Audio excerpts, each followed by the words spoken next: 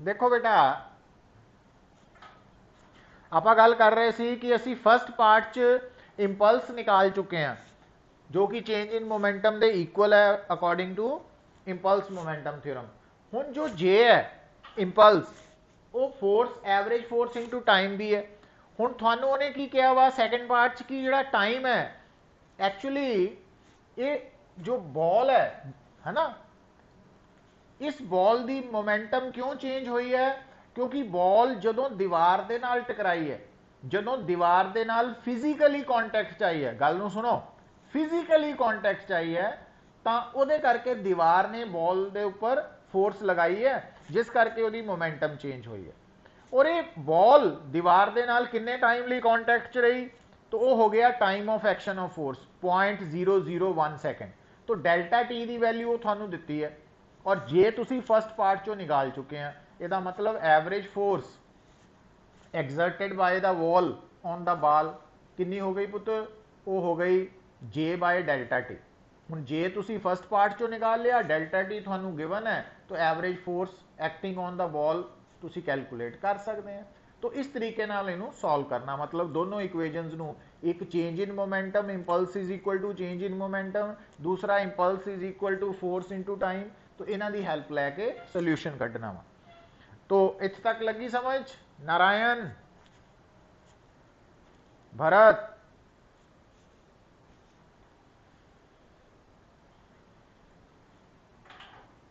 समूहन, चिराग, यथार्थ, लक्ष्य,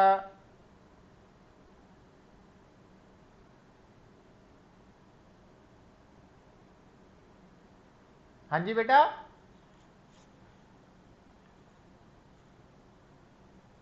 कोलिजन का मतलब पंजाबी च टक्कर। तो जिहड़ी बॉल है, जिहड़ी दीवार की तरफ जा रही है, वो दीवार के नाल टकरा के, टकरान नूं की कहने हैं? कोलिजन। तो वो करके मुड़दी है ना पुत, रिफ्लैक्ट होंदी है। तो कोलिजन, कोलिजन बेसिकली ये बारे आप सैपरेटली भी डिस्कस करांगे। तो कोलिजन हुंदा वा जदों एक बॉडी दूसरी बॉडी के उपर for small interval of time बहुत ज़्यादा फोर्स लगाती है ना। तो ये फोर्स दीवार ने बॉल के उपर कदों लगाई है? जदों बॉल दीवार के नाल फिजिकली इन टच है, मतलब वो जुड़ी फिर सैपरेट हुई है। जो बॉल दीवार की तरफ जा रही है तो उदों टच नहीं की, जो दीवार के नाल बिल्कुल कॉन्टैक्ट आ गई फिर अलग हो गई, फिर वापस आ गई। तो ये जी बॉल है, ये दीवार के नाल बहुत थोड़े टाइम लिए इन टच रही, और उस इन टाइम जिन्ने टाइम के इन टच रही, उस टाइम को असी डेल्टा टी कहने 0.001 सैकेंड वो थानू गिवन है। और उस टाइम के दौरान दीवार ने बॉल पर कितनी फोर्स लगाई, वो एफ एवरेज है। तो ये है पुत मीनिंग कोलिजन का, मतलब टक्कर, टकराना। हुण देखो, हुण इस गल नूं फरदर असी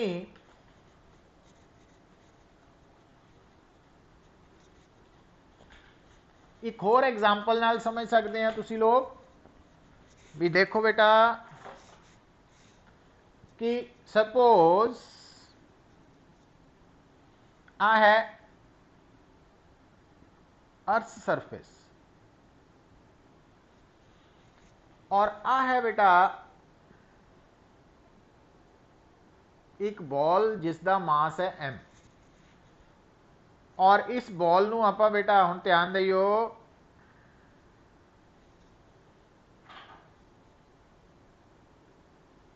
ये जिहड़ी बॉल है जिसका मास एम है, वो इनिशियली पॉइंट ए ते है, रेस्ट ते है, और उस वक्त वो हाइट जमीन तो हाइट एच है।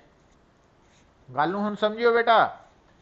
हुण जदों ये बॉल नीचे आ रही है, नीचे आ रही है, नीचे आ रही है, नीचे आ रही है, तो ए तो लैके बी तक पूरे रस्ते, हुण गल नूं पुत्त आराम नाल समझियो, बड़ी इंपॉर्टेंट गल है।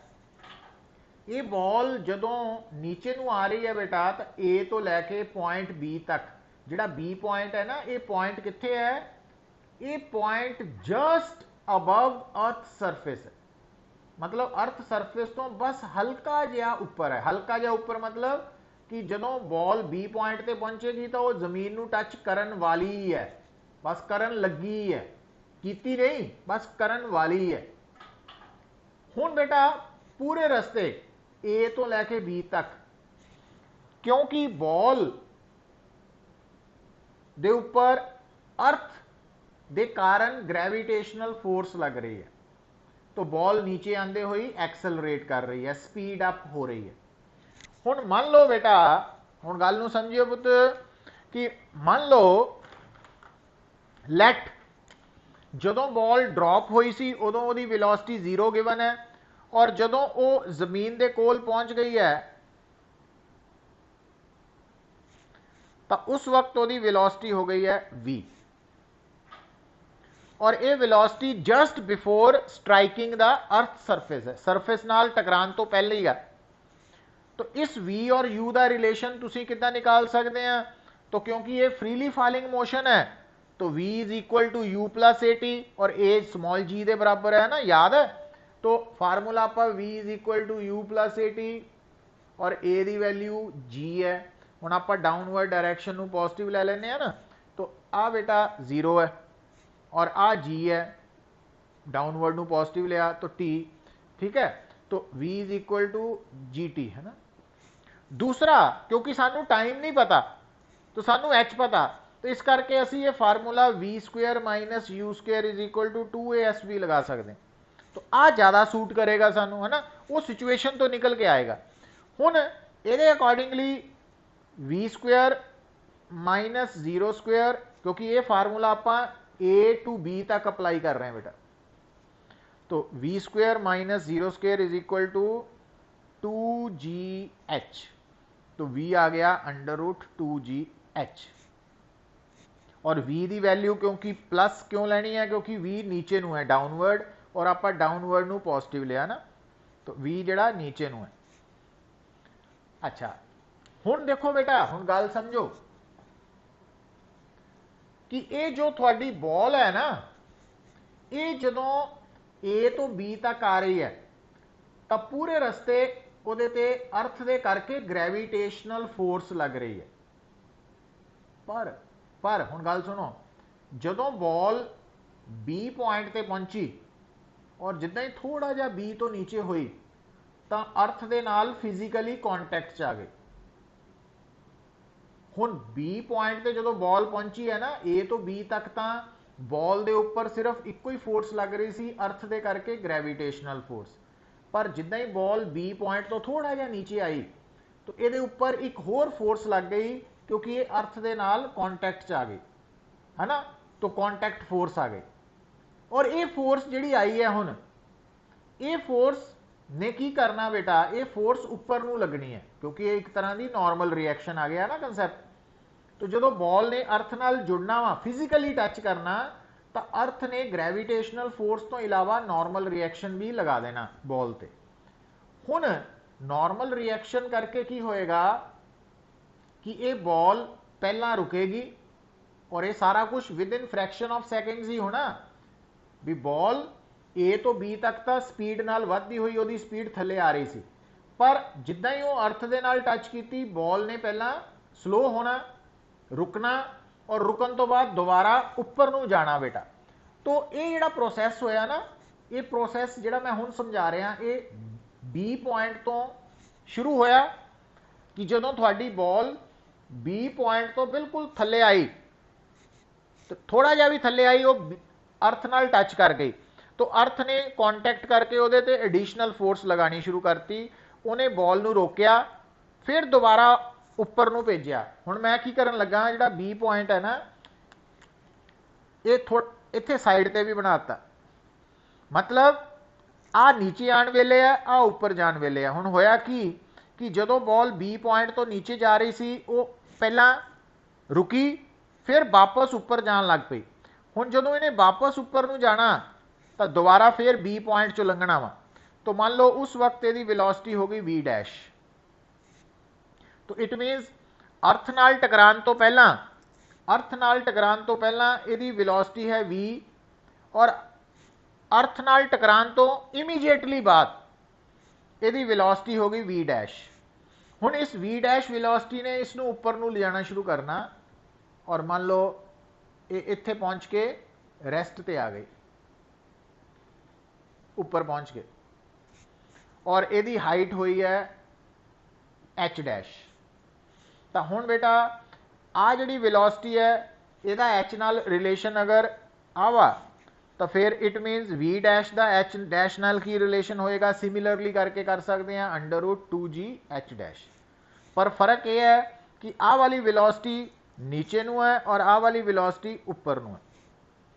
तो तुसी की देख रहे हैं कि अर्थ दे कॉन्टैक्ट करके जिहड़ी फोर्स लगी है इस बॉल दे ऊपर, उस बॉल ने उस फोर्स ने इस बॉल की वेलोसिटी नू चेंज करता। ਜਿਹੜੀ ਵੈਲੋਸਿਟੀ ਟਕਰਾਉਣ ਤੋਂ ਜਸਟ ਬਿਫੋਰ v ਸੀ ਉਹ ਜਸਟ ਆਫਟਰ ਟਕਰਾਉਣ ਤੋਂ ਬਾਅਦ ਥੋੜੀ ਦੇਰ ਬਾਅਦ ਹੀ ਕਿੰਨੀ ਹੋ ਗਈ v ਡੈਸ਼ ਔਰ डायरेक्शन भी बदल गई है बेटा। तो ਹੁਣ मोमेंटम कितनी चेंज हुई बेटा, तो आ हो गई इनिशियल मोमेंटम p1 कितनी mv, ये थल्ले नू है, और इत्थों आ गई फाइनल मोमेंटम ऊपर नू कितनी mv डैश।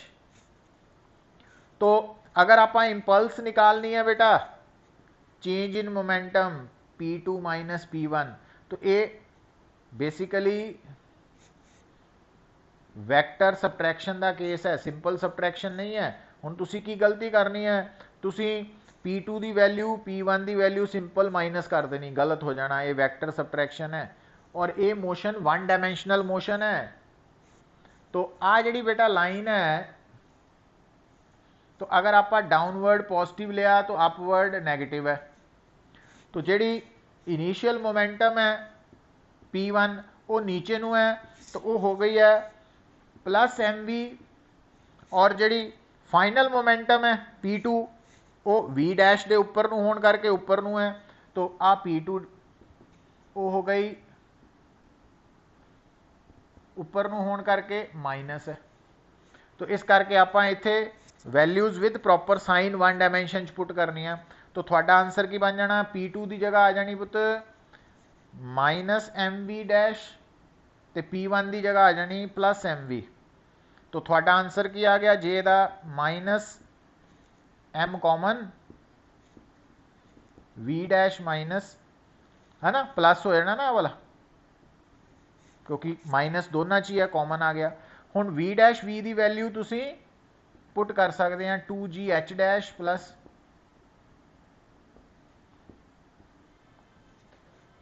हुण ये जिहड़ी इंपल्स असी कैलकुलेट की है, ये इंपल्स अर्थ दे फोर्स करके है, पर ये ग्रेविटेशनल फोर्स करके नहीं है, ये अर्थ दे नाल कॉन्टैक्ट बनाने करके है। तो ये भी याद रखना। तो कहने का मतलब ये बेटा देखो, ये बड़ा इंपॉर्टेंट कंसैप्ट है, इनू समझो कि जदों हुण अगर मान लो तुहानू कोई कहे एक बॉल है जिसका मास थानू गिवन है और वो सर्टन हाइट तो ड्रॉप की, और ड्रॉप होने तो बाद वो अर्थ नाल टकरा के वापस रिबाउंड की अप टू सर्टन हाइट। तो जिस हाइट तो ड्रॉप की है वो h है, और टकरान तो बाद वो जिन्नी वापस हाइट तक गई वो h डैश है। तो अगर वो थानू कहे कि दसो अर्थ दे करके इंपल्स कितनी लगी, तो अर्थ दे करके का मतलब कॉन्टैक्ट करके, due to contact, gravitational force करके नहीं। तो वह आंसर तुसी कितना कैलकुलेट किया, वो सारे स्टैप्स मैं लिखे हुए हैं जनरल, पर जिहड़ा फाइनल आंसर है बेटा आ वाला दिस वन है।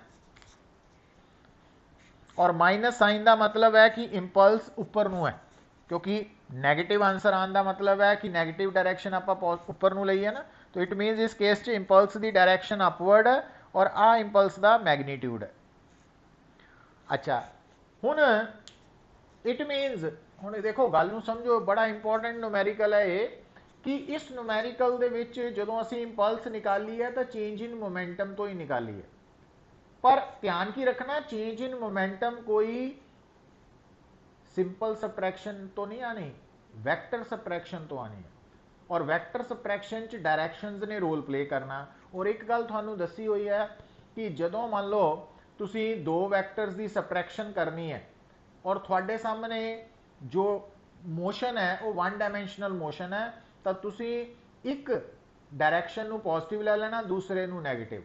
तो जिहड़ी क्वांटिटी पॉजिटिव डायरैक्शन की तरफ है उन्होंने प्लस साइन के नाल, और जिहड़ी नैगेटिव की तरफ है उन्होंने माइनस साइन के नाल सबस्टिट्यूट करके आप आंसर कढ़ सकते हैं। और यही आंसर बेटा तुसी under root P1 square plus P2 square minus 2 P1 P2 cos theta तो भी कढ़ सकते सी, पर वो थीटा कितना लेना तुसी 180 डिग्री, क्योंकि P1 नीचे नू है, P2 ऊपर नू है, तो दोनों च एंगल 180 डिग्री है ना। तो cos 180 डिग्री की आ जाना -1, उतों भी निकल आना, आंसर सेम ही रहना।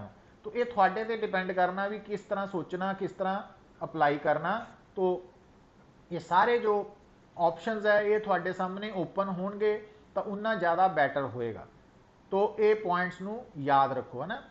हुण देखो ये जिहड़ा मैं तुहानू गल समझाई है, ये बिहाफ से एक न्यूमेरिकल लिख लो, हुण उन्होंने आप ट्राई करियो हुणी। Right A ball of mass, a ball of mass 100 gram is dropped from height 20 meter above the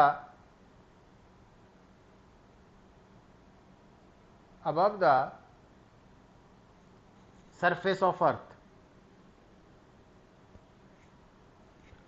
and after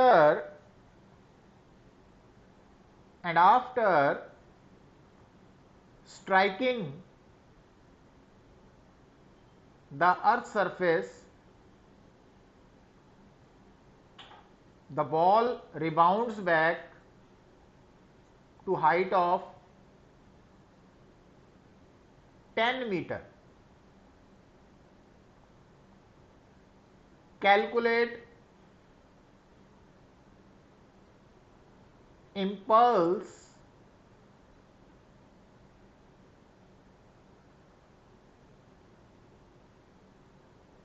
of the force acting on the ball during contact force of earth, due to contact force of earth।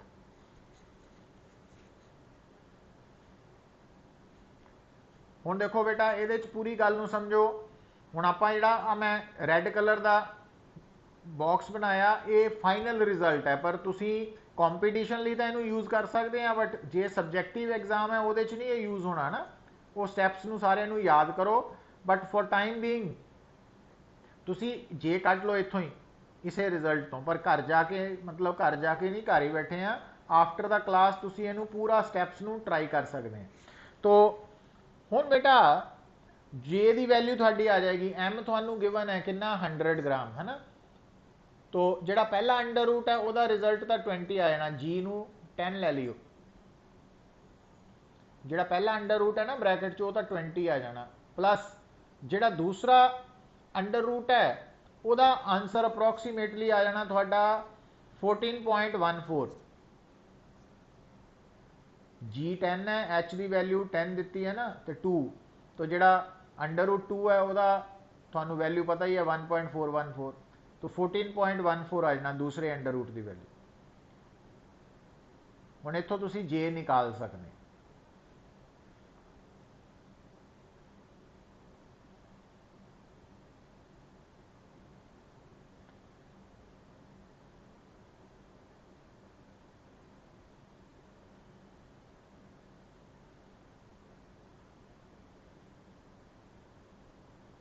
तो 20 plus 14.14 34.14 नाल बाहर multiply हो रहा 100 ग्राम, उन्होंने KG च convert करना 0.1, तो 0.1 multiply होएगा तो थोड़ा आंसर आ गया 3.414 न्यूटन सेकेंड। 3.414 Newton second. तो इन्नी इंपल्स लगी due to collision with earth. हुण बेटा ਇਹਦਾ बी पार्ट करो, माइनस साइन नहीं लिखने की लोड़ बेटा, वो डायरैक्शन दस रहा, तो मतलब माइनस ता लिखना जो डायरैक्शन दसनी है ना, वो अपवर्ड है।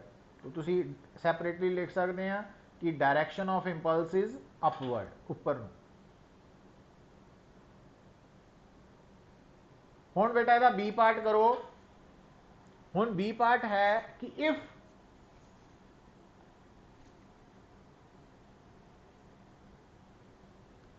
टाइम ऑफ कोलिजन between या time of contact between the ball and earth surface is 0.001 second, मतलब जिन्ने टाइम दे लई बॉल अर्थ दे नाल कॉन्टैक्ट च रही है ना, तो वो टाइम अगर मान लो सानू दिता वा, आप फिर वो सिंपलीफाई करके दसता भी वो 0.001 सेकेंड है। जरूरी नहीं हर बार इन्ना हो, वो तो मैं जस्ट लिखा रहा। तो find the average force, find the average force exerted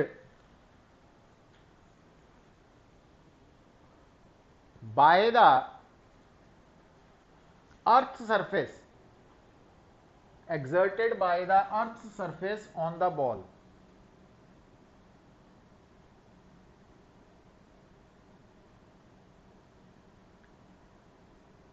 ठीक है ना, 34 10 आ जाएगा जे उत्थे पहला आप, हाँ तो अगर आप उत्थे 14.14 लिया सीगा, फिर 3414 न्यूटन आ जाएगा, वो थोड़े ते डिपेंड करेगा।